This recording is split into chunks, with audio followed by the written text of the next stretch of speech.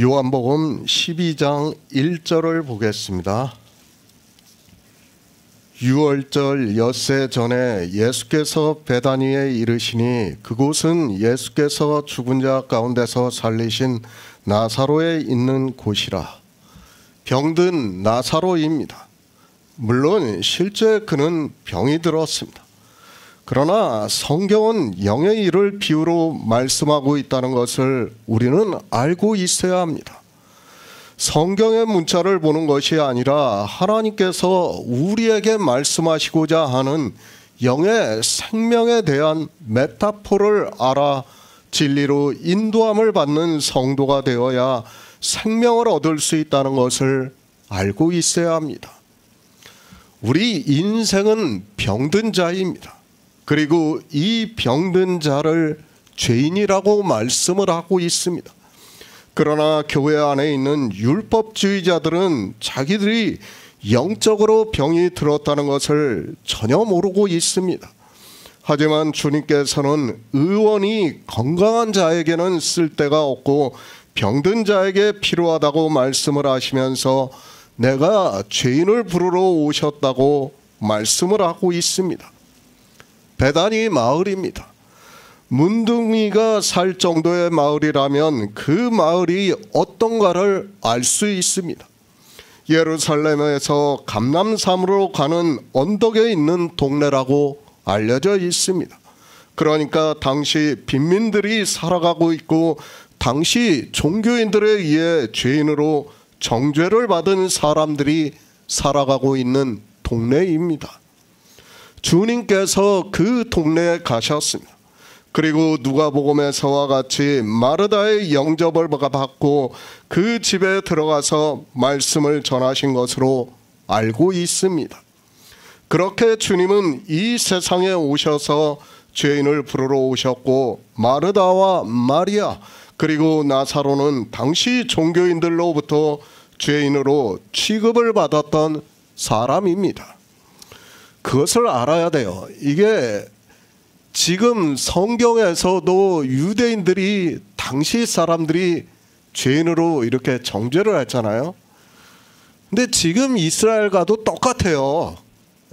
여러분이 그걸 알아야 됩니다.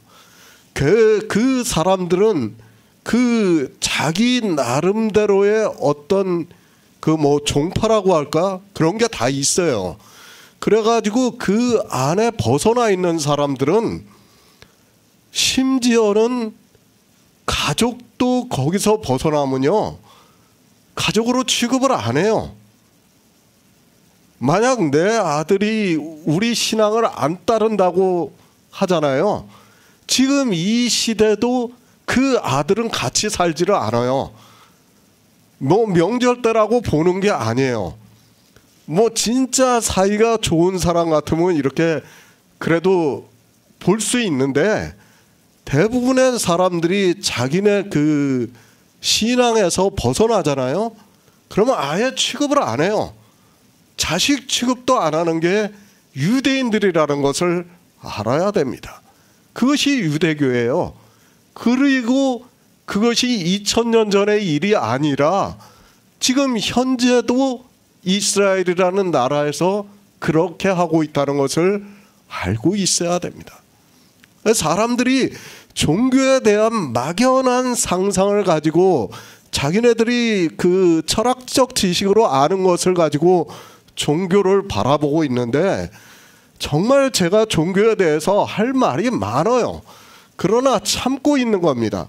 물론 나중에 하나하나 다 말씀을 드리겠지만은 종교라는 것이 어떻다는 것을 여러분이 바로 알고 있어야 됩니다. 그래서 성경은 우리에게 종교가 되지 말라고 말씀을 하고 있지만 사람들은 깨닫지를 못하고 있는 것입니다. 주님께서 사랑하시는 자입니다.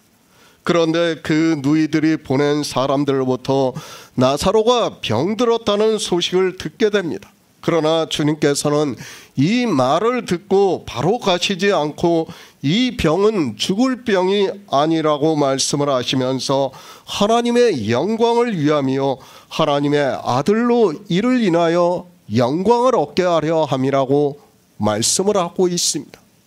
이틀을 더 유하십니다. 그리고 나사로가 죽었다는 것을 아시고 우리 친구 나사로가 잠들었다고 말씀을 하시면서 그러나 내가 깨우러 간다고 말씀을 하고 있습니다. 그러나 제자들은 주님의 말씀을 오해를 해서 주여 차라리 잠이 들었으면 좋겠다고 말을 하니까 주님께서 다시 밝히 말씀을 하시면서 나사로가 죽었다고 말씀을 하고 있습니다. 주님께서 유대로 오셨습니다. 당신은 걸어서 다니셨기 때문에 시간이 걸렸고 주님께서 유대로 오시니까 나사로가 이미 무덤에 있은지 나으리라고 말씀을 하고 있습니다. 당신은 냉장시설 같은 것이 없기 때문에 사람이 죽으면 바로 무덤에 장례를 치르는 것으로 알고 있습니다. 마르다를 만나십니다. 마르다가 와서 주님을 보고 주께서 여기 계셨더라면 내 오라비가 죽지 아니하였겠나이다 라고 말을 하고 있습니다. 마르다가 하는 말 자체가 주님이 이 세상에 오신 목적을 전혀 모르고 있습니다. 그저 인생인 나사로가 죽은 것을 안타까워하고 슬퍼하고 있습니다. 그런 마르다에게 말씀합니다. 내 오라비가 다시 살리라고 말씀을 하고 있습니다. 그러자 마르다가 마지막 부활에는 다시 살 줄을 자기가 안다고 말을 하고 있습니다. 그러나 마르다가 알고 있는 부활은 성경에서 말씀하는 부활이 아니라 이 세상 사람들이 생각을 하고 있는 부활이라는 것을 우리가 알고 있어야 합니다. 마르다가 알고 있는 부활입니다. 자기 오라비 나사로가 다시 살 줄을 안다고 말을 하고 있습니다. 그러니까 당시 유대인들의 부활에 대한 사상입니다. 그것은 이 시대 종교인들과 같다는 것을 우리는 바로 알고 있어야 합니다. 사람이 죽으면 마지막 부활에는 하나님을 믿으면 영과 결합을 해서 이 세상에 살던 나사로가 다시 사는 것으로 생각을 하고 있습니다. 주님께서 말씀하십니다. 나는 부활이요 생명이니 나를 믿는 자는 죽어도 살겠고 살아서 믿는 자는 영원히 죽지 아니하리라고 말씀을 하고 있습니다. 그러니까 마르다가 부활에 대해서 말을 하니까 그것이 부활이 아니라고 하면서 내가 부활을 한다고 말씀을 하고 있습니다. 주님께서 부활의 첫 열매입니다. 그러니까 주님께서 영으로 부활을 하신다는 말씀을 하고 있습니다. 그 영이 생명이라는 말씀을 하고 있습니다. 내가 부활의 첫 열매가 되어서 영으로 부활을 하고 그 영이 생명인데 그 생명이 있는 자가 죽어도 살겠고 살아서 믿는 자는 영원히 죽지 않고 살리라고 말씀을 하고 있습니다. 부활입니다. 이 시대는 부활에 대해서 너무 모르고 있습니다. 예수 그리스도께서 이 세상에 오셨습니다. 주님께서 이 세상에 우리와 같은 육신을 입고 오셨습니다. 그리고 주님은 십자가에서 운명을 하시고 3일 만에 영으로 부활을 하셨습니다. 그러니까 주님은 생명 그 자체이시기 때문에 그 생명으로 부활을 하셨다는 말씀입니다. 육체는 죽었습니다. 그러나 영의 생명 그 자체이십니다. 그래서 주님은 영으로 부활을 하셨다고 말씀을 하고 있습니다. 이제 그 일이 우리 양들에게 그대로 이루어진다는 것을 말씀을 하고 있습니다. 그러니까 주님께서 이 세상에 오신 목적은 양들로 생명을 얻게 하고 더 풍성히 얻게 하기 위해서 오셨습니다. 양들이 생명을 얻었습니다. 그러면 이제 그 양들에게 있는 생명으로 주님께서 다시 오실 때, 그러니까 마르다가 말을 하는 마지막 부활에 그 생명이 부활을 해서 하나님 나라에 들어간다는 것을 말씀을 하고 있습니다. 그러나 사람들은 이 생명에 대해서 전혀 모르고 있습니다. 그리고 마리아를 만나십니다. 마리아가 우는 것을 보고 유대인들이 그녀들을 위로하러 와서 우는 것을 보시고 통분히 여기시고 민망히 여기셨다고 말씀을 하고 있습니다.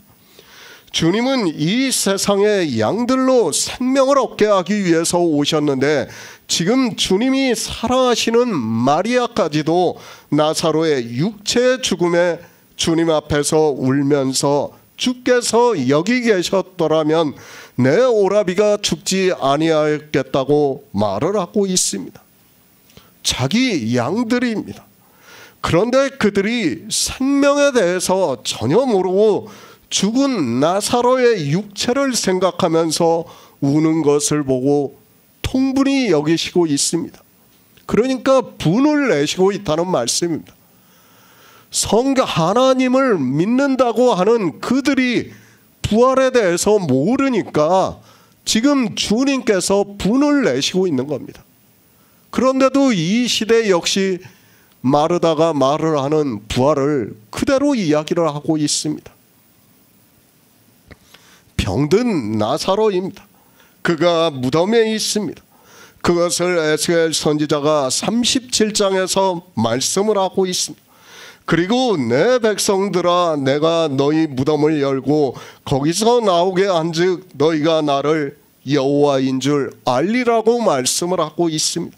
또 내 신을 주고 너희로 살게 하고 고토에 거하게 하신다고 말씀을 하고 있습니다. 그러니까 하나님 나라에서 살게 하신다고 말씀을 하고 있습니다. 여호와입니다. 주님께서는 나사로가 죽을 병이 아니라고 말씀을 하시면서 하나님의 영광을 위함이요 하나님의 아들로 이를 인하여 영광을 얻게 하려 함이라고 말씀을 하셨습니다.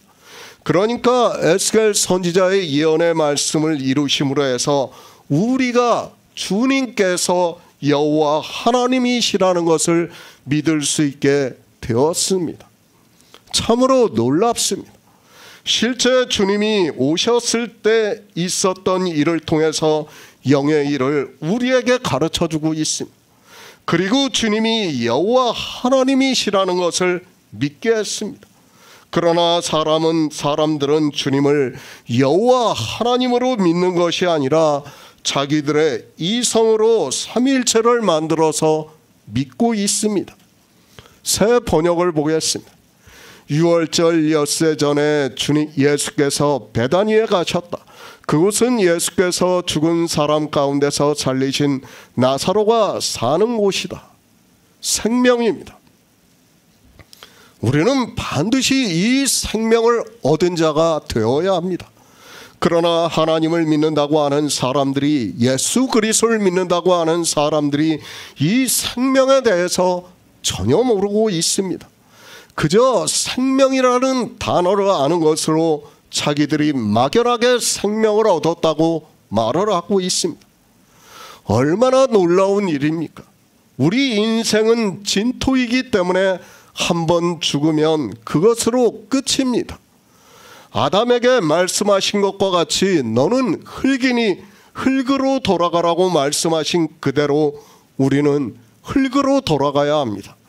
그러나 하나님께서는 영의 생명을 얻게 하심으로 해서 하나님 나라에 들어가게 하셨습니다.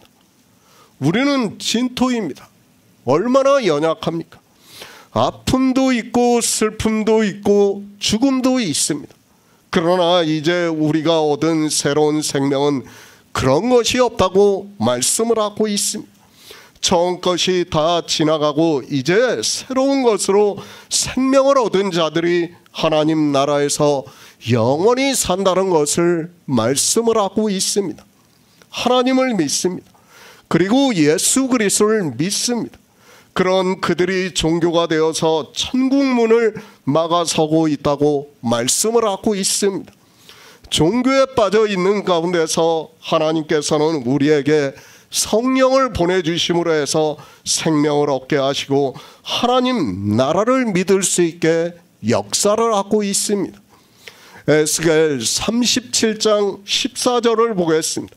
구약 성경 1210쪽입니다. 에스겔 37장 14절입니다. 내가 또 내 신을 너희 속에 두어 너희로 살게 하고 내가 또 너희를 너희 고토에 거하게 하리니 나 여호와가 이 일을 말하고 이룬 줄을 너희가 알리라. 나 여호와의 말이니라 하셨다 하라. 성경은 영의 일입니다. 영의 생명에 대한 말씀입니다. 우리가 성경에서 문자적으로 보면 주님께서 이 세상에 오셔서 병이 들어 죽은 나사로가 무덤에 있었는데 이미 나흘이 되어 냄새가 나는 가운데서도 나사로를 불러 무덤에서 나오게 하신 것으로 알고 있습니다. 그러나 바로 알아야 합니다. 주님께서 그저 이 세상에 육체가 죽은 자를 살리시기 위해서 그리고 육체의 병을 고쳐주시기 위해서 오셨다고 생각을 하지 마시기 바랍니다. 이제까지 종교인들은 성경을 문자로 보고 이 말씀을 실제 일로만 생각을 하고 있습니다. 그리고 어떻습니까? 주님께서 많은 병자를 고쳐주셨습니다. 그런 말씀이 성경에 기록되어 있습니다. 그것을 보고 사람들은 지금 이 시대도 하나님께 기도를 하면 병이 치유가 될 것으로 생각을 하고 있고 실제 교회 안에서 그런 일이 일어나고 있고 그것을 간증으로 하고 있는 것을 볼 수 있습니다. 성경입니다. 우리에게 왜 성경을 주셨습니까? 이 성경을 보고 영생을 얻게 하기 위해서 하나님께서 선지자들을 감동해서 기록하게 하셨습니다. 순전히 영생을 얻게 하기 위해서입니다. 그런데 성경이 다 기록이 되기 전에는 여러 가지 표적들이 나타나는 것을 볼 수 있습니다. 주님께서도 표적을 행하셨습니다. 그리고 선지자들도 그렇고 사도들 역시 표적을 행하는 것을 우리가 성경에서 보고 있습니다. 그런 말씀들을 보면서 지금 이 시대도 같은 일이 있다고 생각을 하고 있습니다. 성경은 영생을 얻게 하기 위해서 기록을 하게 하셨고 성경에 기록이 되어 있는 말씀들은 다 영생을 얻는 데 있어서 비유와 예표라는 것을 알아야 합니다. 성경이 다 기록이 되어 있습니다. 그리고 이제는 누구나 성경을 볼 수 있습니다. 우리나라 같은 경우에는 문맹률이 거의 제로에 가깝기 때문에 성경을 볼 수 있습니다. 설령 문맹률이 높다 해도 역시 마찬가지라는 것을 알아야 합니다. 성경은 이제 다 기록이 되었다는 것을 알아야 합니다. 무슨 말씀입니까? 하나님의 표적이 이제는 더 이상 나타나지 않는다는 것을 우리가 알아야 합니다. 이제 표적이 무엇입니까? 사도 바울이 그것을 우리에게 말씀하면서 성경 말씀이 표적이라고 말씀을 하고 있습니다. 성경을 보고 진리로 인도함을 받아서 예수 그리스도를 믿음으로 생명을 얻었다는 것이 표적이 되고 있다는 말씀입니다. 사람들이 오해를 해요. 기초를 몰라요. 그런 표적이나 우리가 영생을 얻는 일이나 이 모든 일들은 사실 우리가 지금 보고 느끼는 것은 나중이에요. 뭐가 먼저 있었습니까? 하나님의 말씀이 먼저 있었다는 것을 알아야 돼요. 이 하나님의 말씀이 그러니까 태초에 천지를 창조하셨어요. 그 창조하신 목적이 뭡니까? 우리 피조물들에게 영생을 얻기 위해서 창조하셨어요. 그때 이미 다 이루셨어요. 그러면 하나님의 말씀은 그때 다 있는 거예요.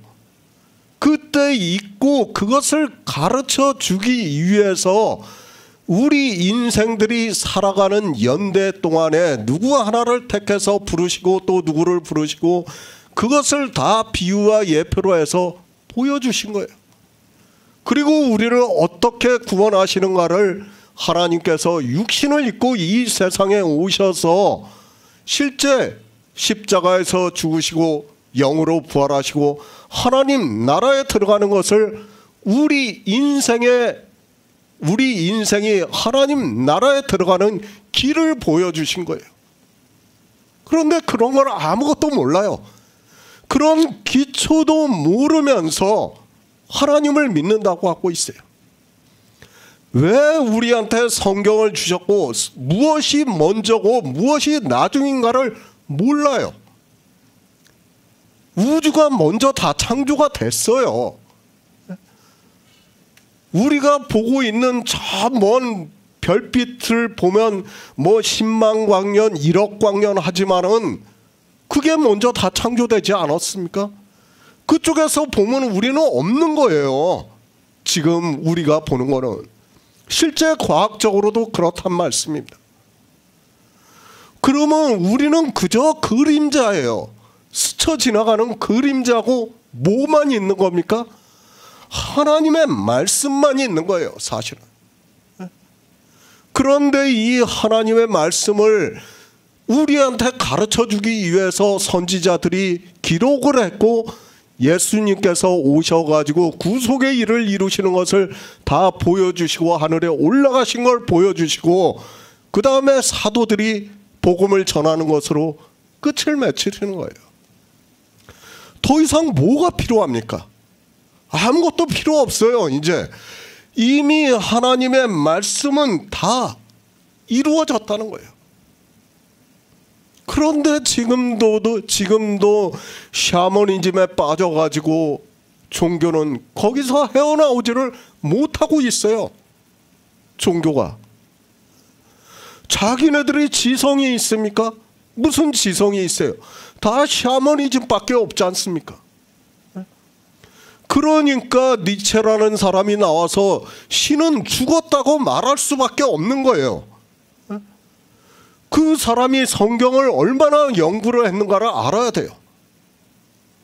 종교가 하는 행위를 보고 자기가 이성적으로 보니까 어떻습니까?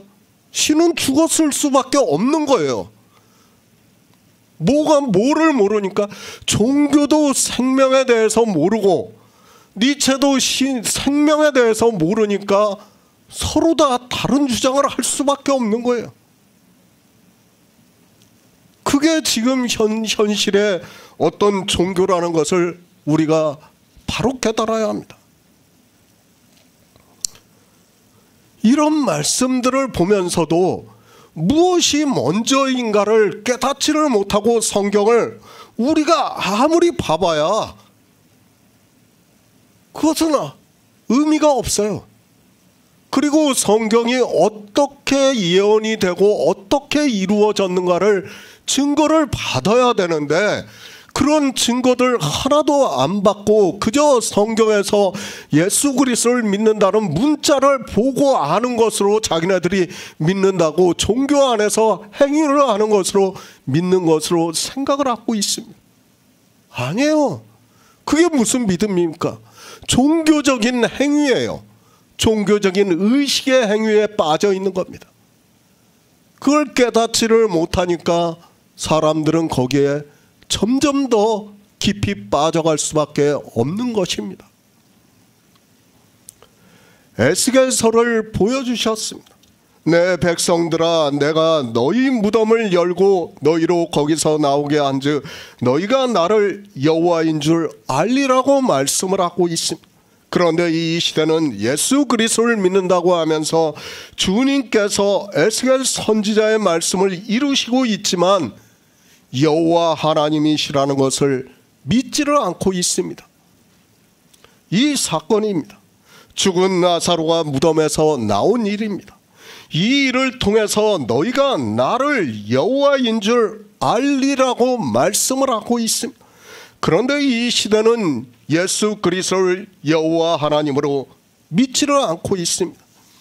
성경은 우리에게 너희가 나를 여호와 하나님인 줄 알라고 말씀을 하고 있지만 성경 말씀을 보고도 믿지를 않고 있습니다. 제가 예전에도 말씀을 드렸죠. 삼위일체가 왜 허구인가를 여러분이 알아야 돼요. 325년에 니케아 공회에서 삼위일체를 갖다가 아타나시우스가 주장을 하고 1400명인가 교부들이 모여가지고 투표를 해가지고 채택을 했어요. 그 당시가 어떤 시기인가 하면 우리가 보고 있는 성경이 정경화가 되지가 않았어요. 구약 성경 35권은 정경화가 돼가지고 보고 있었지만 신약 성경 27권은 정경화가 안 됐어요. 수많은 책들이 있었어요. 지금 우리가 알고 있는 위경이라든지 외경이라든지 뭐 도마복음이라든지 베드로 계시록이라든지 뭐 이런 것들이 수도 없이 많았어요. 그런 상태에서 삼위일체를 채택한 거예요. 그리고 정경이 언제 된지 아세요? 거의 400년 가까이 돼서 정경화가 된 거예요, 성경이. 그런 것도 아무것도 모르고 정경화가 되기 전에 우리가 논리적으로 생각해 보자고요, 제가. 예? 정경화가 되기도 전에 삼위일체라는 것을 만들었어요. 그게 합리적이라고 봅니까? 아니에요. 그러고 400년이 됐어요. 400년이 되고 나서 무슨 일이 있었는지 아십니까? 동로마 제국이 멸망을 당했어요. 그리고 이제 게르만 제국이 이제 프랑스 그쪽으로 오면서 프랑크 제국이 만들어졌어요. 그 프랑크 제국이 자기네들이 미개인이니까 뭐를 합니까? 천주교를 부른 거예요. 불러가지고 우리는 나라를 통치할 줄 모르니까 니네가 해라. 그러니까 그들이 어떻게 했습니까? 좋다. 우리가 통치해 주겠다. 그 대신 하나만을 너희가 약속을 해라. 성경은 교황만이 해석할 수 있다. 그러고 약속을 한 거예요. 교황만이 성경을 보고 교황만이 성경을 해석할 수 있다는 거예요. 그 이후로 이제 서로마 제국이 생기면서 모든 유럽 국가들이 성경을 볼 수가 없었어요. 언제까지요?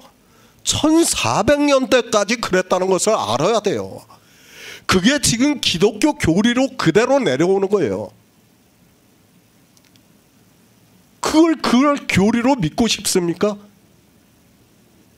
한 사람에 의해서 독점이 되고 한 사람만이 성경을 해석하고 물론 추기경이라 그런 사람들도 성경을 봤겠죠.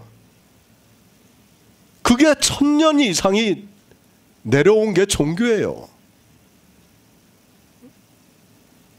나중에 더 자세히 말씀을 드리겠지만 그런데도 제가 지금 삼위일체에 대해서 성경적으로 계속 반대를 하는데도 삼위일체를 믿겠다고 한다 그러면 저는 할 말이 없어요. 성경이 정경화 되기도 전에 만들어 놓고 자기들이 하나님을 만들어 놓고 이스라엘이 광야에서 금송아지를 만든 것과 뭐가 다릅니까? 똑같아요. 성경은 계속 제가 11장에서도 계속 인용을 해서 말씀드렸지 않습니까? 에스겔 선지자, 스가랴 선지자, 이사야 선지자, 시편 말씀 다 인용을 했을 때 뭐라고 합니까? 예수 그리스도께서 하나님이시라는 것을 증거를 했어요. 계속. 성령을 누가 하나님이라고 합니까? 그런데도 사람들은 그렇게 믿는다고 하고 있고 종교가 거기에 다 빠져 있습니다. 종교가 어떻게 되어 왔다는 과정도 모르면서 지금 현재의 종교만을 보면서 그 역사는 하나도 모르고 그들이 어떻게 교리가 만들어지고 그렇게 왔는가를 모르고 종교개혁이요? 웃기는 소리 하지 말라고 하세요. 뭘 말 그대로 종교개혁을 한 거예요. 그 사람들이 무슨 교리를 연구하고 그랬습니까? 이미 1000년 동안 다 굳어져 있었다는 걸 알아야 돼요. 그 가운데서 루터는 오직 나의 의는 믿음으로 살리라는 것을 이야기하고, 칼뱅은 예정론을 이야기한 것밖에 없어요. 그게 종교개혁이에요. 이미 사람들한테는 1000년 동안에 그 교황의 독점적인 성경 해석권이 주어져 있었고 거기서 벗어날 수가 없었다니까요. 그리고 1000년이 지나고 나서 그 당시까지만 해도 로마어로만 된 성경밖에 없었어요. 그리스어로 된 성경이 발견이 되니까 발칵 뒤집혀진 거예요, 세상이. 아니, 로마어 말고도 그리스어 성경이 있었냐고 하면서 발칵 뒤집혀진 겁니다. 이게 종교예요. 제가 왜 종교에 대해서 비판을 하고 종교에 대해서 계속 말씀을 하는가를 알아야 됩니다. 그냥 하는 말씀이 아니라 종교를 우리가 바로 알고, 제가 뒤에 가서 더 자세하게 종교에 대해서 하나하나 실상을 말씀하겠지만은 정말 그런 것을 이 교인들이 누가 합니까? 아니, 종교인들조차도 모르고 있어요. 모르면서 그저 지금의 현재의 모습만 보고 있는 거예요. 2000년 동안 그 종교가 내려왔다는 것을 알아야 돼요. 이미 다 굳어져 있어요. 그 매너리즘에서 어느 누구도 벗어날 수 없습니다. 그것이 포승이 되어 있는데도 사람들은 깨달을 수 있는 지혜가 없는 거예요. 죽은 나사로를 살리셨습니다. 육체의 일을 생각하지 마시기 바랍니다. 그 일은 아무것도 아니라는 것을 알아야 합니다. 그 일로 하나님의 아들로 이를 인하여 영광을 받으신 것이 아닙니다. 죽은 나사로가 무덤에 있는데 에스겔 선지자의 예언의 말씀과 같이 그 무덤을 열고 나오게 해서 그에게 생명을 주신 일로 하나님의 아들이 영광을 받으셨다는 것을 지금 가르쳐주고 있는 말씀입니다. 육체의 일이 아닙니다. 물론 실제 주님께서는 육체의 일로 행하셨습니다. 그러나 우리는 그 일을 영의 일로 보아야 합니다. 실제 주님께서는 영의 일을 하셨다는 것을 믿어야 합니다. 하지만 사람들은 죽은 나사로의 생명에 대해서 말씀이 없으니까 육체의 일로만 생각을 하고 있습니다. 요한복음 12장 2절을 보겠습니다. 거기서 예수를 위하여 잔치할새 마르다는 이를 보고 나사로는 예수와 함께 앉은 자 중에 있더라. 새 번역을 보겠습니다. 거기서 예수를 위하여 잔치를 베풀었는데 마르다는 시중을 들고 있었고 나사로는 식탁에서 예수와 함께 음식을 먹고 있는 사람 가운데서 끼어 있었다. 예수 그리스도를 믿으시기 바랍니다. 이 시대는 말로는 예수 그리스도를 믿는다고 하지만 실상은 예수 그리스도를 믿는 것이 아니라 바리새인들과 같이 대적을 하고 있다는 것을 알아야 합니다. 자기들이 무엇을 하고 있는지도 모르고 유대인들이 성경의 문자를 보고 아는 것과 같이 자기들도 안다고 말을 하고 있습니다. 주님을 믿는 일입니다.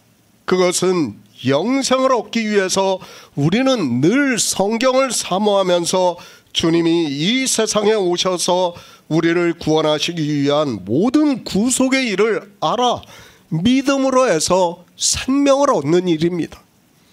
태초에 있는 생명을 얻지 못한다면 그는 예수 그리스도를 믿는 사람이라고 할 수 없다는 것을 알아야 합니다.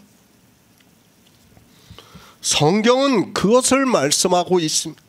그러나 안타깝게도 이 시대 바다모래 같은 사람들이 교회 안에서 예수 그리스도를 믿는다고 하지만 사도 바울과 같이 남은 자만 구원을 받는데도 자기들이 다 구원을 받았다고 하면서 종교 안에서 더 악한 일에 열심을 내고 있습니다. 생명입니다. 우리 인생이 생각을 하는 그런 생명이 아닙니다. 그리고 영의 일은 인생의 시간 안에서 생각을 하면 안 됩니다. 하나님께서는 태초에 이미 우리에게 생명을 주시기로 예정을 하셨습니다. 그리고 그 생명은 우리의 시간 관념에서 보면 거듭나는 것이 이해가 되지 않지만 하나님의 시간 속에서는 마치 인생이 탄생이 되는 것과 같다는 것을 알아야 합니다. 하나님의 아들들입니다. 주님께서 이 세상에 오신 목적은 바로 우리 양들로 하나님의 아들들이 되는 생명을 얻게 하기 위해서 오셨습니다. 그것을 어떻게 얻게 하시는가를 가르쳐주기 위해서 에스겔 선지자로 예언의 말씀을 하게 하시고 병든 나사로가 죽어 무덤에 있는 것을 그 무덤을 열어 거기서 나오게 하심으로 해서 우리에게 생명을 주신다는 것을 보여주셨습니다. 우리는 다 죽은 자예요. 하나님 나라가 이루어졌다는 그 시각에서 보면 우리 인생은 죽은 자예요. 제가 자꾸 우주를 갖다 비유를 해서 말씀을 하지만은 1억 광년이 떨어진 그 별에서 지금 우리를 보면 우리는 다 죽은 자예요. 그렇기 때문에 성경은 우리를 죽은 자라고 명확하게 말씀하는 거예요. 그냥 감성적으로 죽은 자가 아니라 실제로 죽은 자라는 거예요. 우리는 과학적으로 볼 때도 우리는 죽은 자예요. 헛것이에요. 그 죽은 자에게 무덤에서 열고 나오게 해가지고 참 생명을 얻게 한다는 말씀이에요. 그런데 이 참 생명을 성경에서 증거를 받지 못하고 있어요. 얼마나 안타까운 일입니까? 다 종교에 빠져서 예수 그리스도를 믿는 목적이 무엇인지도 모르면서 그저 주여 주여 하고 있습니다. 예수 그리스도는 이제 하늘에 계십니다. 우리를 구원하시는 모든 구속의 일을 다 이루셨다고 말씀을 하고 있습니다. 그리고 이제 성경은 다 기록이 되었습니다. 이제 우리는 성경만 보고도 충분히 예수 그리스도를 믿을 수 있습니다. 물론 인생의 이성으로는 다 깨달을 수 없기 때문에 하나님께서는 우리 성도들에게 성령을 보내주심으로 해서 진리로 인도함을 받게 하고 있습니다. 병든 나사로입니다. 그가 죽어 무덤에 있은 지 나흘이 되었다고 말씀을 하고 있습니다. 그리고 벌써 냄새가 날 정도로 육체는 완전히 죽었습니다. 그러나 주님께서는 무덤을 열게 하시고 그를 거기서 나오게 하셨습니다. 왜 이 일을 하셨는가 하면 에스겔 선지자의 예언의 말씀을 성취를 하시고 이 주님께서 여호와 하나님이시라는 것을 우리에게 가르쳐주기 위해서입니다. 인생의 지혜입니까? 인생의 지식입니까? 그건 역시 본성 안에서 벗어나지 못한다는 것을 우리는 바로 알고 있어야 합니다. 인생이 아무리 세상에서 철학적 지식이 뛰어나다고 해도 그건 역시 인생들이 가지고 있는 한계 안에서 철학적 사고라는 것을 바로 알고 있어야 합니다. 그러니까 사람들이 단테 신곡에 빠지고 니체 신은 죽었다라는 짜라투르스트라는 이렇게 말했다는 그 책에 다 빠져 있는 거예요. 그 두 사상에 지금 다 빠져 있어요. 그리고 밀턴의 신라권이라는 거 거기에 빠져 있어요. 다 뭡니까? 인생의 이성적 한계예요. 그게 다. 그들이 성경을 알아서 그것을 집필한 것이 아니라 성경을 하나도 모르면서 인생의 철학적 지식 안에서 자기들이 마음대로 상상을 해가지고 지옥, 천국을 갔다 왔다고 자기가 단테의 신곡이 단테가 신곡을 그래서 저서를 한 거고 니체는 신을 죽었다고 말하는 거예요. 이것이 다 종교 철학 안에 다 들어가 있어요. 사람들이 깨닫지를 못하는 거예요. 그게 인생의 한계예요. 인생의 지혜의 한계예요. 인생은 그것밖에는 알 수가 없어요. 그러니까 지금 이 시대 종교인들이 단테의 신곡에 빠지고 니체의 사상에 빠지고 밀턴의 신라권에 빠지고 또 철로 역정에 빠지고 다 그러는 거 아닙니까? 마치 그것들이 대단한 작품이나 되는 것처럼 실상은 성경과는 전혀 다른 이야기를 하고 있는데도 사람들은 거기에 빠지는 거예요. 왜? 인생의 지식의 한계이기 때문에요. 그게 인생의 지식의 한계이기 때문에 거기서 벗어날 수가 없어요. 우리 인생은 굉장히 고상한 것처럼 이야기를 하고 자기가 그런 것을 아는 것으로 마치 신앙이 대단히 좋은 것으로 알고 그렇게 이야기를 하는데 아무것도 아니에요. 실상은 성령이 오시지 않으면 우리는 정말 거기 그 인생들이 알고 있는 철학적 지식의 매너리즘에서 벗어날 수 없다는 것을 정말 절실히 깨달아야 돼요. 그런데 사람들은 거기서 빠져나오지를 못하고 있어요. 제가 아무리 이 이야기를 해도 이렇게 말씀을 해도 이 말씀에 대해서 받아들일 준비가 안 되어 있어요. 인생들은 아는 것 안에서 벗어나지를 못하는 게 인생이라는 거예요. 그러니까 소가 자기 주인을 아는 것, 그 정도라는 거예요. 나귀가 주인의 구유를 아는 것 정도, 그 정도를 아는 것을 가지고 인생이 철학이라고 그러고 자기들의 지혜라고 이야기를 하면서 성경 외의 것을 가지고 상상의 나래를 펴는 거예요. 그것을 지금 종교인들이 다 배우고 있어요. 신학교에 가서. 배우면 뭐합니까? 다 인생의 철학 안에서 지식 안에서 배우는 거예요. 아무 쓸모 없어요. 아무 쓸모 없는 것을 자기들은 대단한 지혜가 있는 것으로 생각을 하고 있어요. 정말 그런 거 볼 시간이 있으면 성경을 알기 위해서 정말 하나님께 지혜를 구하고 사모하는 마음을 구해야 하는데 성경은 하나도 모르면서도 그렇게 하고 있습니다.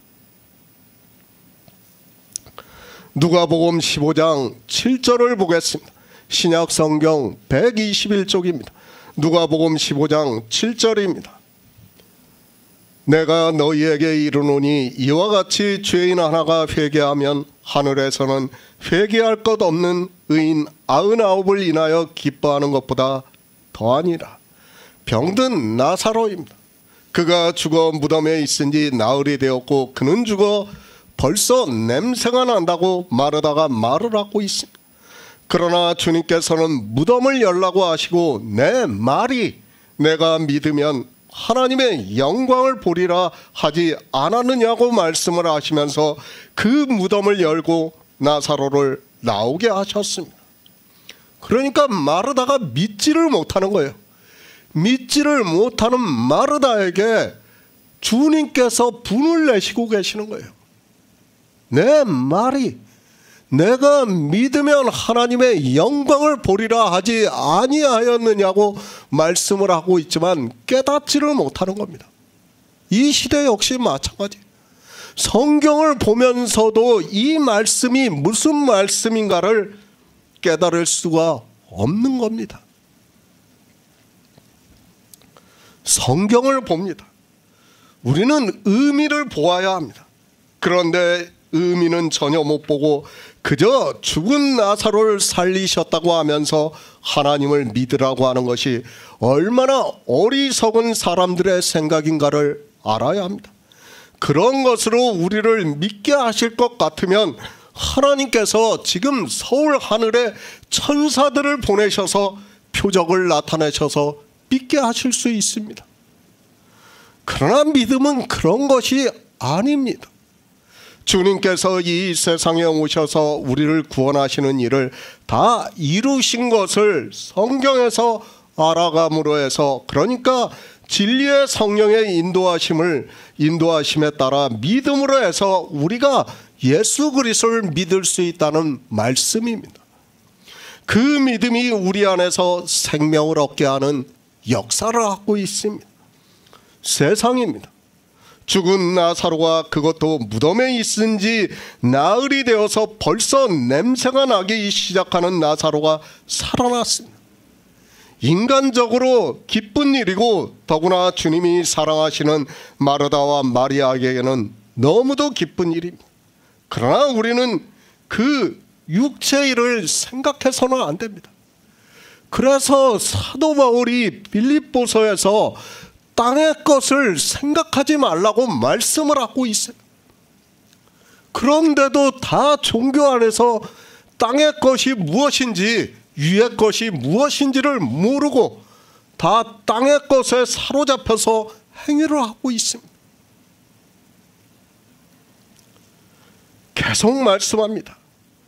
우리 병이 치유가 되면 뭐합니까?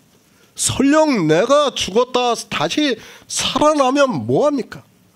그런 우리 육체에서 그런 일이 있다 해도 그것은 아무것도 아니라는 것을 알아야 합니다. 자기가 병이 들었으면 영생을 생각해야 하는데, 이 시대 종교인들은 샤머니즘에 빠져 자기 병을 어떻게 하든지 고침을 받으려고 하고 있는 것을 볼 수 있습니다. 그럴 시간은 없습니다. 그 시간에 차라리 주님께 은혜를 구하고 자기 생명에 대해서 구한다면 혹시 하나님께서 그 영혼을 긍휼히 여겨주실 수도 있습니다. 그러나 예수 그리스도를 믿는다고 하는 사람들이 자기가 왜 믿는지도 모르고 있습니다. 아니, 생명을 모르니까 더욱 육체에 집착을 하면서 살아가고 있고, 그 육체가 죽으면 모든 것이 끝이 나는 것으로 생각을 하고 있습니다.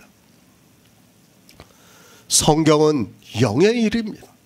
실제 성경에 있는 사건은 물론 다 육체로 하고 있다는 것을 제가 부인하는 것이 절대로 아닙니다. 그런 일이 있었다는 것을 절대로 부인하고 싶지 않습니다. 그러나 그 일을 통해서 우리는 영의 일을 알아야 영생을 얻을 수 있는 성도가 될 수 있습니다.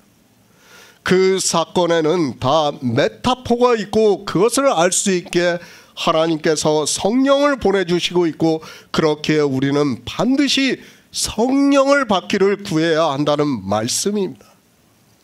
병든 나사로입니다. 그가 무덤에서 나왔습니다. 인간적으로 너무도 기쁜 일임에 틀림이 없습니다. 그러나 이 모든 일은 영적인 일에 대한 비유의 말씀이라는 것을 알고 우리는 성경을 보아야 합니다. 실제 이 말씀을 하면서 에스겔 선지자의 말씀을 누가 인용을 하고 있습니까? 아무도 인용을 못하고 있어요. 왜 인용을 못합니까? 각주를 안 달아놓으니까 못하는 거예요. 우리 성령이 오셔가지고 진리로 인도함을 받는 성도는 예수 그리스도께서 이루셨다는 것을 알 수가 있는데, 성령이 오시지 않으면 그것을 받아들일 수 없어요. 왜 에스겔 선지자는 나 여호와가 이 일을 행한 줄 알리라고 말씀하는데, 요한복음에서는 주님께서 그 일을 행하시니까 자기들은 성부, 성자, 성령이라고 믿고 있는데 이거 말이 안 되는 거예요. 그러나 우리는 예수 그리스도께서 유일하신 하나님이심을 믿으니까 하나님께서 에스겔 선지자의 말씀을 이루신 것을 믿을 수 있는 거예요. 그렇죠. 선지자가 말씀을 했으면 그 말씀이 이루어져야 돼요. 그 이루어진 것을 우리가 보고 믿어가지고 그 믿음이 우리 안에서 역사를 하는 거예요. 근데 선지자가 말씀을 했는데 이루어지지도 않았다면 우리가 성경을 뭐하러 봅니까? 그렇지 않습니까? 그런데도 자기들이 성경을 보고 있다고 얘기를 해요. 아무 의미가 없어요. 성경을 보는 목적은 성경에서 이 선지자들이 예언한 말씀이 그대로 이루어지는 것을 보기 위해서예요. 그것이 이루어져야 우리가 그것을 보고 하나님 나라를 믿을 수 있어요. 그렇죠. 하나님 나라를 어떻게 믿습니까? 우리가 믿을 수 없어요. 우리 인생으로는 절대 믿을 수 없습니다. 믿는다는 게 더 이상한 사람이에요. 저도 예전에 종교 안에 있을 때는 물론 하나님 나라에 대해서 늘 말씀을 들었지만은 도저히 믿어지지가 않았어요. 그런데 이제는 믿어져요. 왜 믿어지는가 하면 성경에서 이렇게 증거를 받으니까 믿어지는 거예요. 근데 증거를 받지 못하는 사람들이 어떻게 믿습니까? 저는 이해가 안 돼요. 그 사람들이 믿는다고 하는 것이 정말 더 기적 같은 일이라고 저는 생각하고 있는 사람입니다.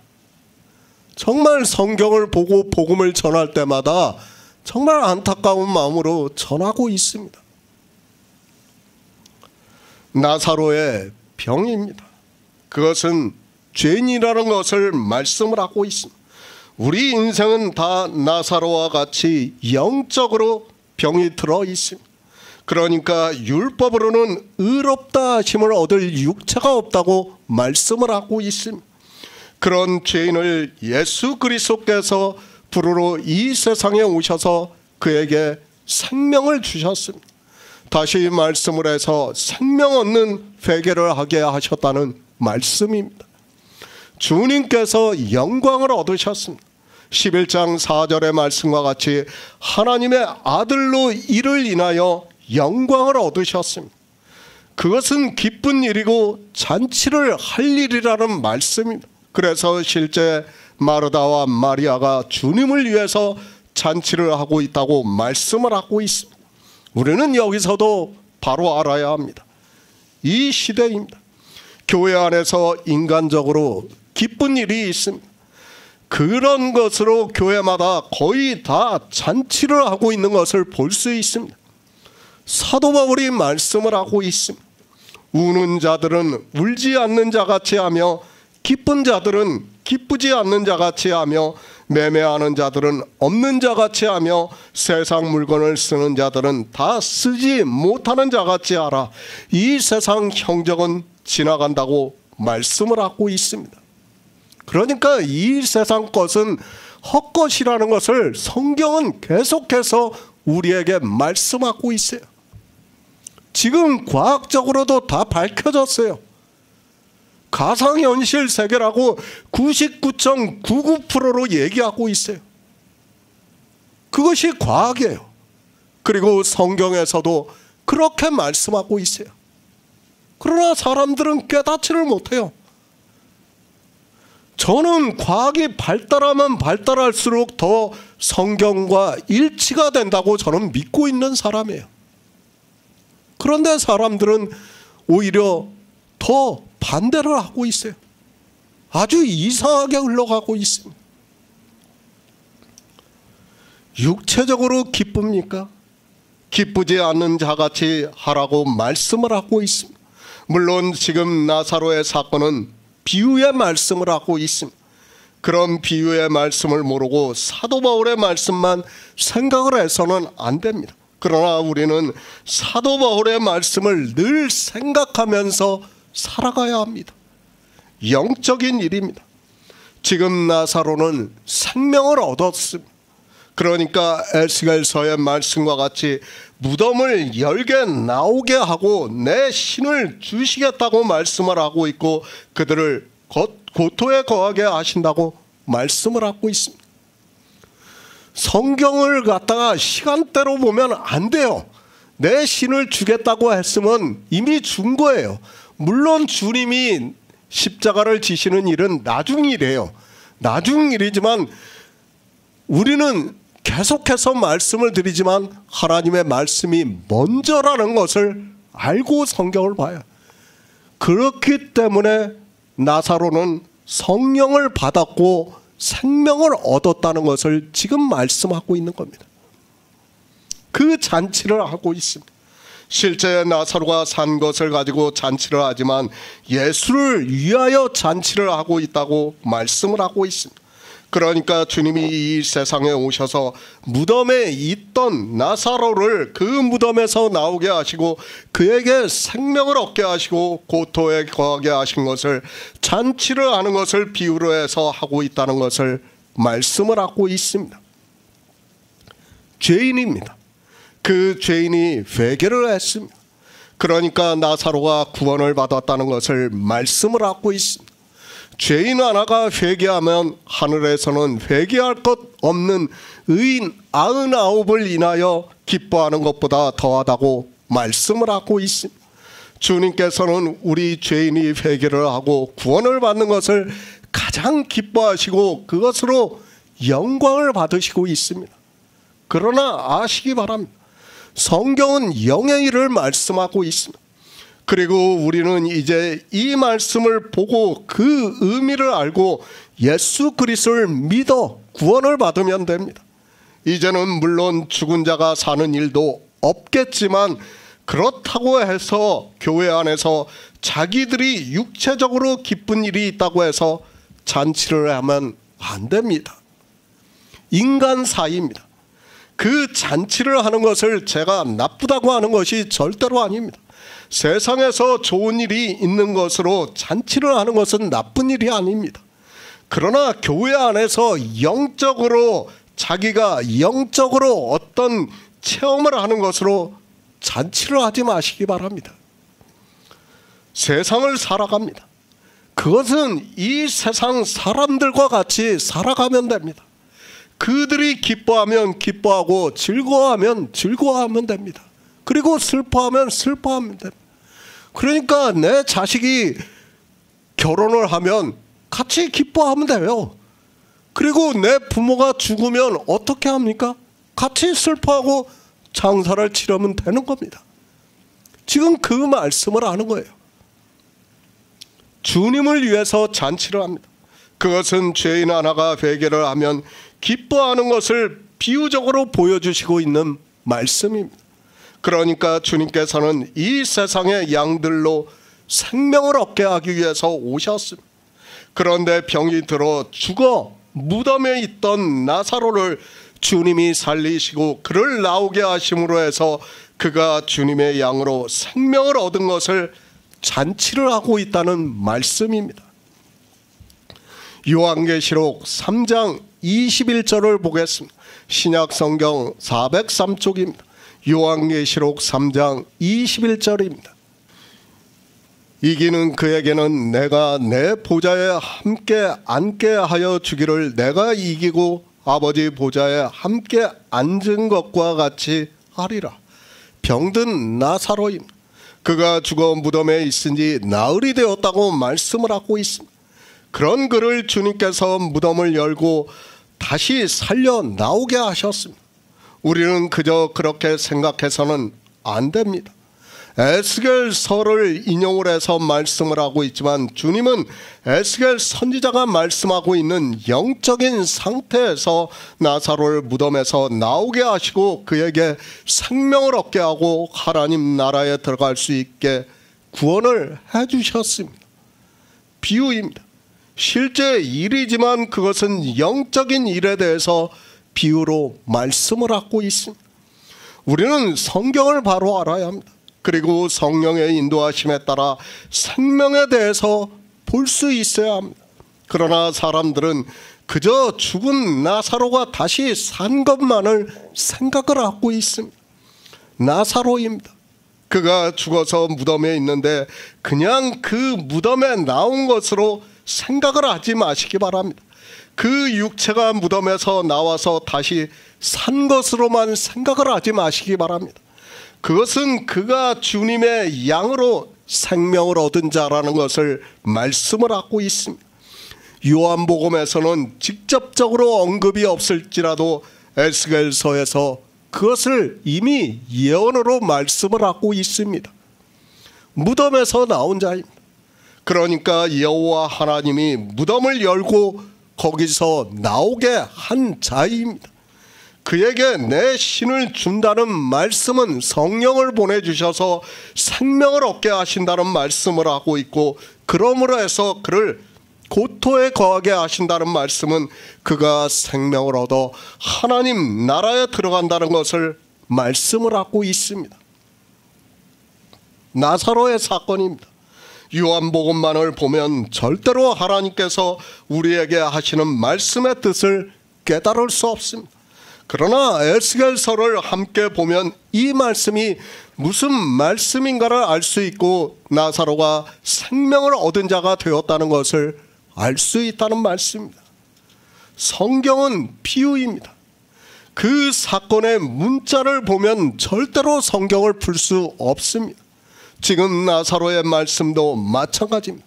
11장부터 해서 계속해서 말씀을 하고 있지만 병든 나사로가 죽어 무덤에 있은지 나흘이 되어 벌써 냄새가 나는 것을 주님께서 그 무덤을 열고 나오게 하신 것은 나사로를 주님의 양으로 생명을 얻게 하셨다는 것을 말씀을 하고 있습니다. 주님의 영광입니다. 우리 죄인이 구원을 받는 것은 주님께서 이 세상에 오셔서 우리를 구원하시기 위해서 이루신 구속의 일로 영광을 얻으시는 일이라는 것을 알아야 합니다. 주님께서 아무리 우리를 구원하시기 위해서 모든 일을 이루셨다 해도 주님의 양이 없으면 주님께서는 영광을 받으실 수 없다는 것을 깨달아야 합니다. 그 영광입니다. 그것까지 주님이 하시는 것을 볼 수 있습니다. 그리고 이제 나사로를 통해서 그것을 보여주셨습니다.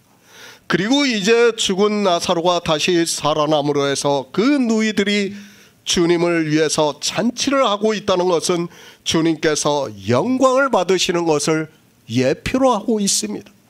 그 잔치입니다. 어린 양의 혼인잔치라고 할 수 있습니다. 그 잔치를 하는 데 있어서 나사로는 예수와 함께 앉은 자 중에 있더라고 말씀을 하고 있습니다.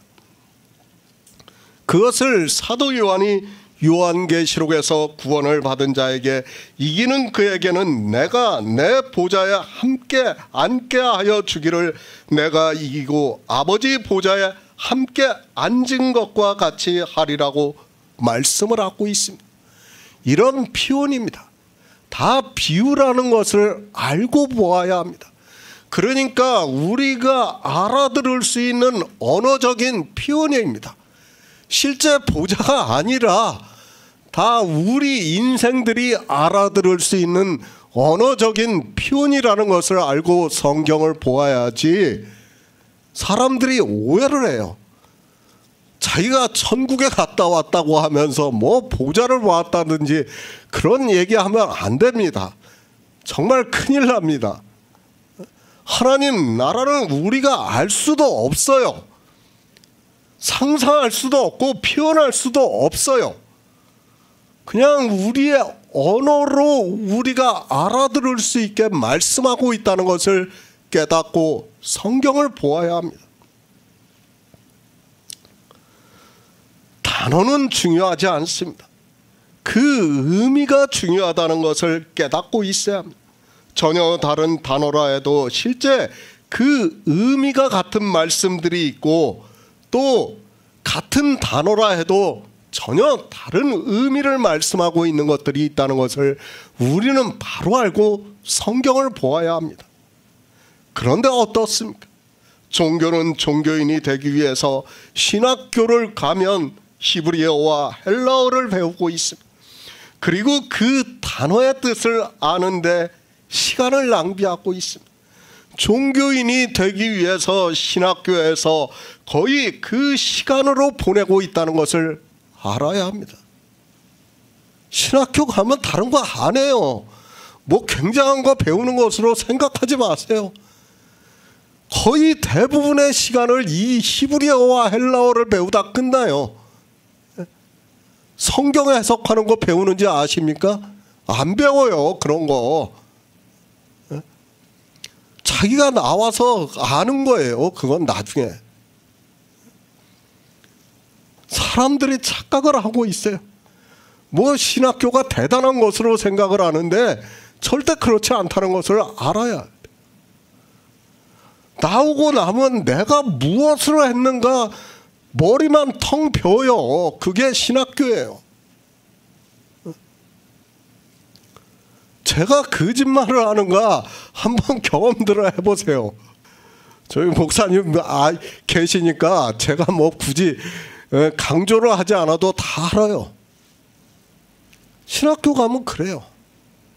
그러면서 그 자기가 배운 것을 가지고 세상에 나와서 자랑하는 거예요.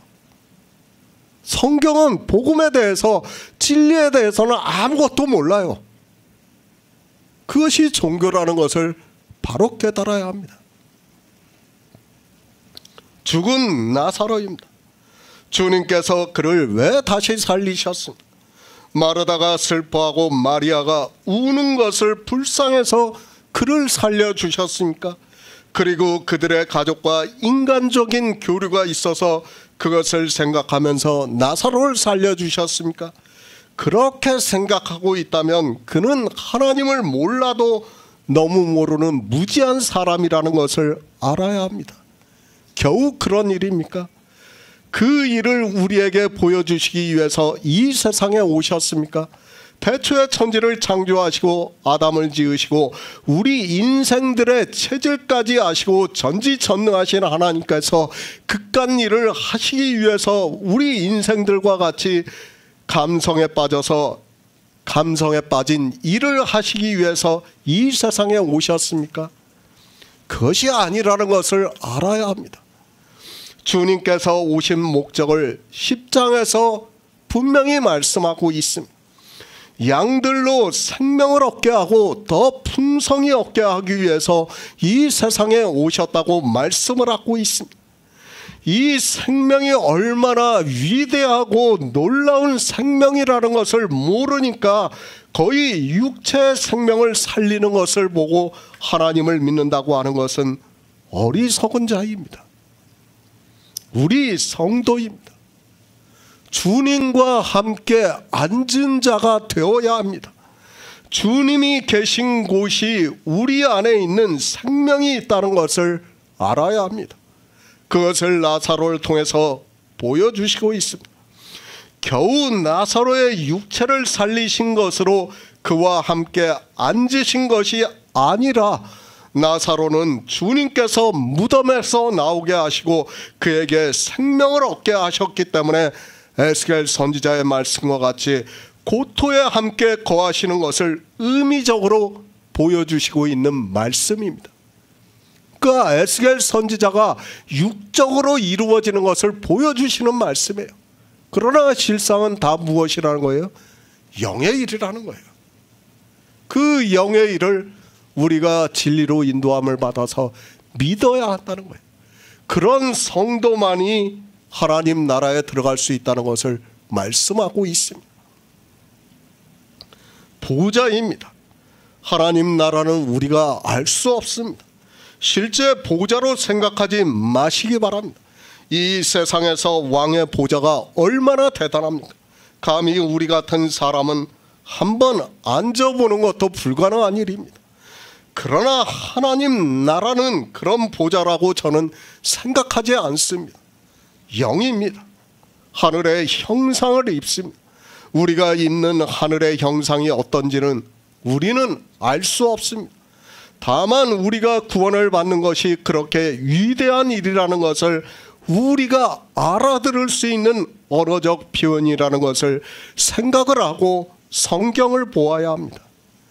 요한복음 12장 3절을 보겠습니다. 마리아는 지극히 비싼 향유 곧 순전한 나드 한 근을 가져다가 예수의 발에 붓고 자기 머리털로 그의 발을 씻으니 향유 냄새가 집에 가득하더라. 새 번역을 보겠습니다. 그때 마리아가 매우 값진 순나드 향유 한 근을 가져다가 예수의 발에 붓고 자기 머리털로 그 발을 닦았다. 온 집안에 향유 냄새가 가득 찼다. 유월절 엿새 전이라고 말씀을 하고 있습니다.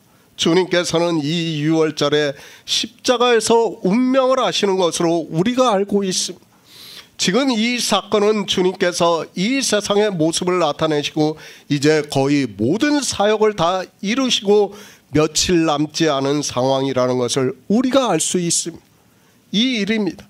그러고 나서 주님이 유월절 예비일에 제자들과 만찬을 드시고 제자들의 발을 씻겨주시고 있습니다. 그런 후에 이제 주님께서는 제자들에게 성령에 대해서 말씀을 하시고 나서 아버지께서 주님에게 주신 자들을 위해서 기도를 하시고 나서 유대인들에게 잡혀서 빌라도의 법정에서 십자가의 형을 선고받고 십자가를 지시는 것으로 말씀을 하고 있습니다. 주님이 이 세상에 계시는 일입니다. 이제 며칠이 남지 않았다는 것을 알 수 있습니다. 그런데 사도 요한은 유월절 엿새 전이라고 말씀을 하고 있습니다. 그 유월절 엿새 전에 주님께서는 마지막으로 죽은 나사로를 살리신 그 집으로 가서 마르다와 마리아가 베풀어 주는 잔치를 보고 있습니다. 성경입니다. 그냥 기록이 되었다고 생각하지 마시기 바랍니다. 아마도 신앙생활을 했던 사람들은 이 말씀에 대해서 너무 잘 알고 있고 심지어는 자기도 마리아와 같이 주님께 순전한 나드 한 그릇을 부어드리는 것과 같이 하겠다고 하면서 종교 안에서 열심을 내고 있는 사람들이 참 많이 있습니다. 성경입니다. 늘 말씀을 하고 있지만 성경은 예수 그리스도에 대해서 증거를 하고 있습니다. 그것을 모세의 율법에서 그리고 여러 선지자의 말씀에서 증거를 하고 있고 그 일이 주님께서 이 세상에 오셔서 이루어지는 것을 보고 예수 그리스도를 믿어 그 믿음이 역사를 해서 영생을 얻을 수 있다는 말씀을 하고 있습니다. 그러니까 모세의 율법과 선지자의 말씀이 응하는 것을 봐야지 우리가 믿을 수 있어요. 그리고 그 믿음이 역사를 해서 우리가 생명을 얻어 하나님 나라에 들어간다는 거예요. 그것이 바라는 것들의 실상이 된다는 것을 가르쳐주고 있는 말씀입니다. 성경은 그렇게 보아야 합니다. 그렇지 않고는 예수 그리스도를 믿고 싶어도 믿을 수 없고 믿음이 무엇인지도 모르고 영의 일을 모르니까 바라는 것이 무엇인지도 모르고 있고 믿음이 없으니까 성경에서 증거를 하는 일을 알지 못하니까 실상이 될 수도 없고 보이지 않는 하나님 나라가 증거가 되지도 않고 있다는 말씀입니다. 성경을 보는 목적입니다. 바로 이렇게 먼저 성령을 받은 사람들로부터 복음을 듣고 이것이 유월절이 되고 그렇게 유월절을 먹으면 오순절이 오고 성령이 각 개인에게 오심으로 해서 들었던 말씀들이 이제 믿음으로 역사를 해서 영생을 얻는다는 말씀을 하고 있습니다. 그러나 이 기초적인 것도 모르니까 아무리 성경을 보아도 무슨 말씀을 하고 있는지를 인생으로는 도무지 깨닫지 못하고 종교에 더욱 깊이 빠져 들어가고 있습니다. 마리아입니다. 그저 향유를 주님의 발에 붓고 있습니까?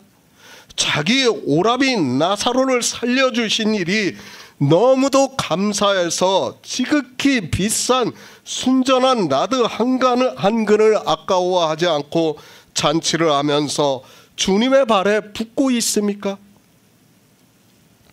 그리고 우리도 하나님으로부터 이 세상에서 이렇게 도움을 받으면 마리아와 같은 심정으로 지극히 비싼 나드 한 근을 주님의 발에 붓는 심정으로 무엇인가를 드려야 하는 것으로 이야기를 하지 마시기 바랍니다.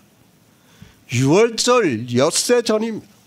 이제 예비일에 주님께서는 십자가에서 운명을 하시는 것을 말씀을 하고 있습니다. 그리고 장사 지내고 죽은 지 3일 만에 영으로 부활하시고 하나님 나라에 들어간 일을 말씀하고 있고, 그 일에 대해서 마리아가 영의 일을 성경에 예언이 되어 있는 그대로 이루고 있다는 것을 알아야 예수 그리스도를 믿을 수 있습니다. 실제 일입니다. 이 육의 일을 통해서 성경에 예언이 되어 있는 말씀들이 이루어지고 있다는 것을 우리가 11장에서도 충분히 증거를 받았습니다. 바로 그렇게 성령의 인도하심에 따라 성경에서 예수 그리스도에 대해서 증거를 받아야 믿음으로 역사를 알 수 있다는 것을 깨달아야 하고, 마리아가 지극히 비싼 순전한 나드 한 근을 주님의 발에 붓는 일 역시 마찬가지라는 것을 알아야 하고 성경에서 증거를 받아야 한다는 말씀입니다. 12장 3절부터의 말씀입니다. 다시 말씀하지만 성경은 메타포입니다.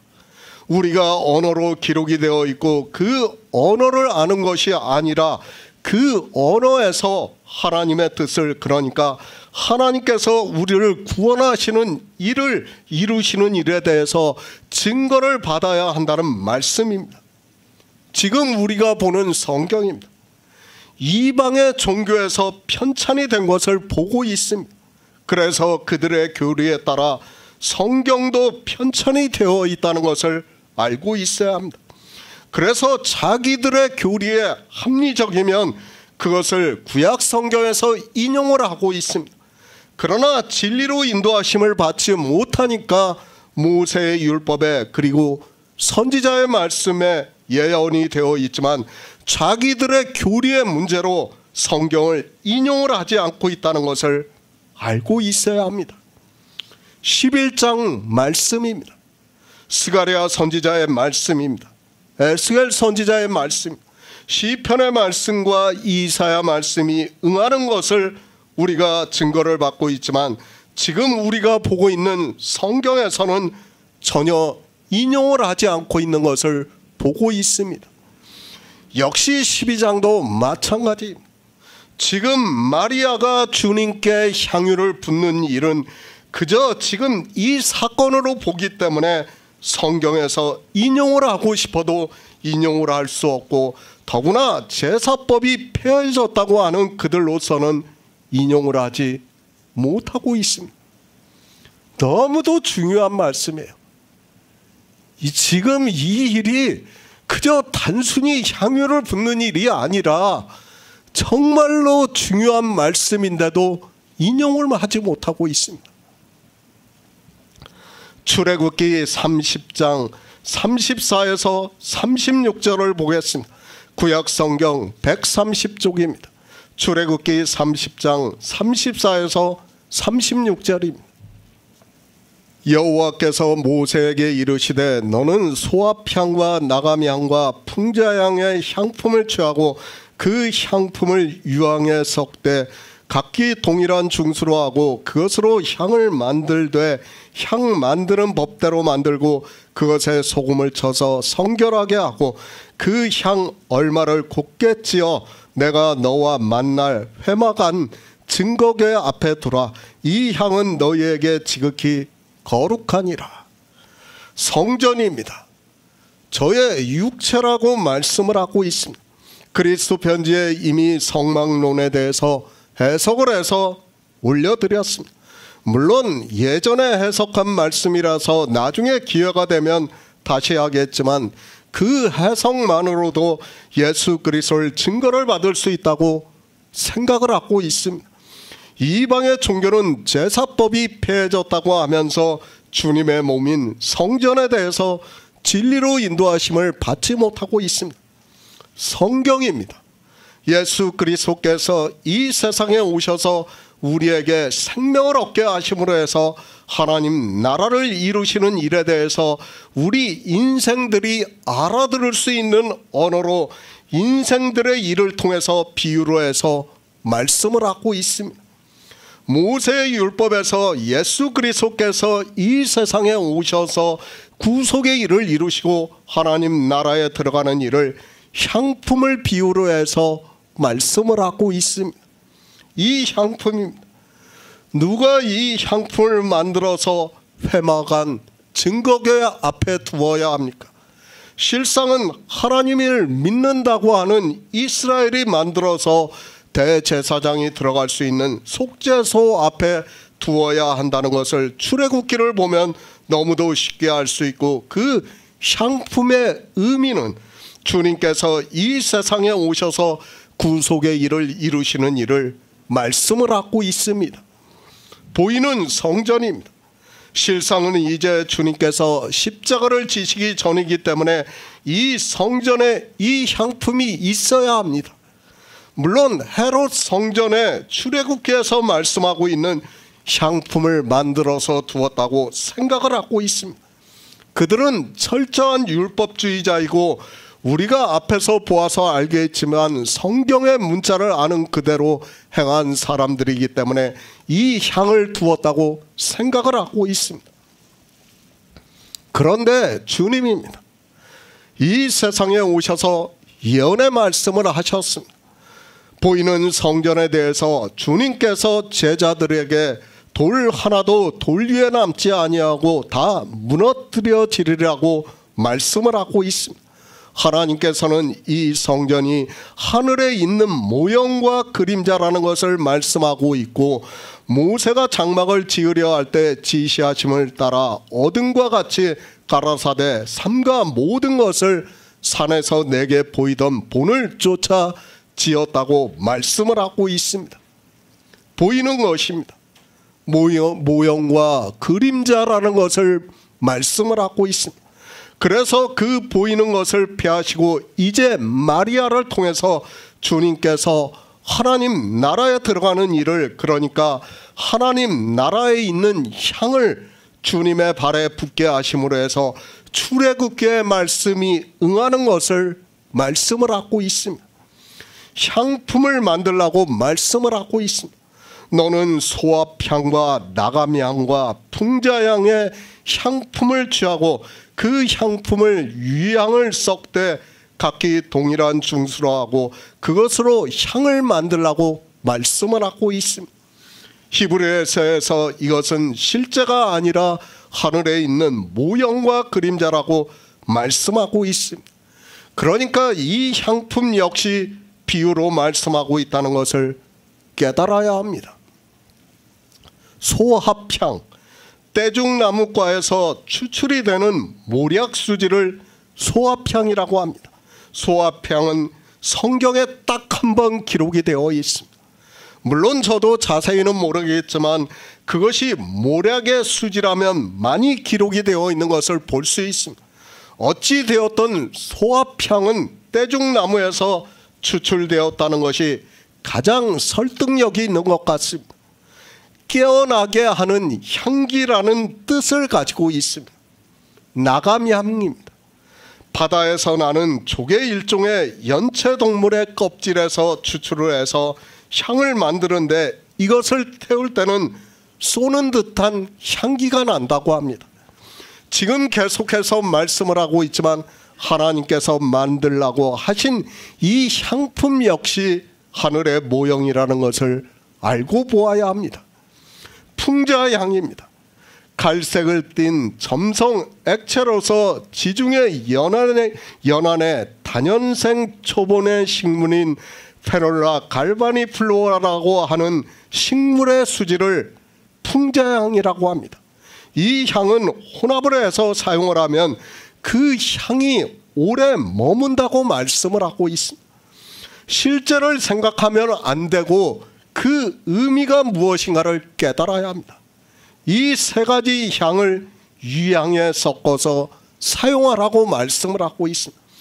이 세 가지 향의 의미는 하나는 깨어나게 하는 향이고, 또 하나는 쏘는 듯한 향기고, 또 하나는 그 향이 오랫동안 머문다고 합니다.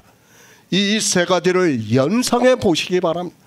이 향품을 어디에 섞는가 하면, 어디에 두는가 하면 회막한 증거궤 앞에 두라고 말씀을 하고 있습니다. 유향입니다. 유향이 의미하는 것을 레위기에서 말씀을 하고 있습니다. 너는 또 정결한 유향을 그 메줄 위에 두어 기념물로 여호와께 화제를 삼을 것이라고 말씀을 하고 있습니다. 그러니까 유향은 정결하다는 것을 의미하고 있다는 것을 알고 이 향품을 깨달으면 된다고 믿고 있습니다. 신약에서도 주님께서 탄생하셨을 때 동방박사가 가져온 예물 중에 하나가 바로 이 유향이 있었습니다. 예수 그리스도입니다. 동방박사가 세 가지 예물을 가지고 왔는데 황금과 유향과 모략을 예물로 드렸다고 말씀을 하고 있고, 이 세 가지 예물은 다 예수 그리스도를 의미하고 있다는 것을 알아야 합니다. 소합향, 나감향과 풍자향의 향품을 취하고 그 향품을 유향에 섞되 각기 동일한 중수로 하고 그것으로 향을 만들되 향 만드는 법대로 만들라고 말씀을 하고 있습니다. 율법입니다. 예수 그리스도를 증거를 하고 있습니다. 그리고 우리는 율법에 대해서 바로 깨달아야 합니다. 우리 마음대로 변경을 해서는 절대로 안 된다는 것을 깨달아야 합니다. 다시 말씀을 하지만 하나님께서는 법대로 우리를 사랑하신다는 것을 깨달아야 하고 법에 따라 우리를 구원하신다는 것을 알아야 합니다. 율법대로 합니다. 이 향품이 헤롯 성전의 속죄소 안에 있다는 것을 우리는 바로 알아야 합니다.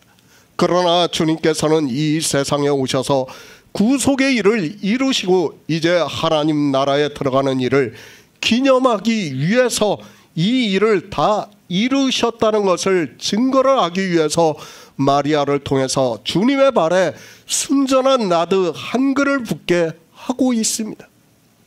대제사장입니다. 내가 너와 만난다고 말씀을 하고 있습니다.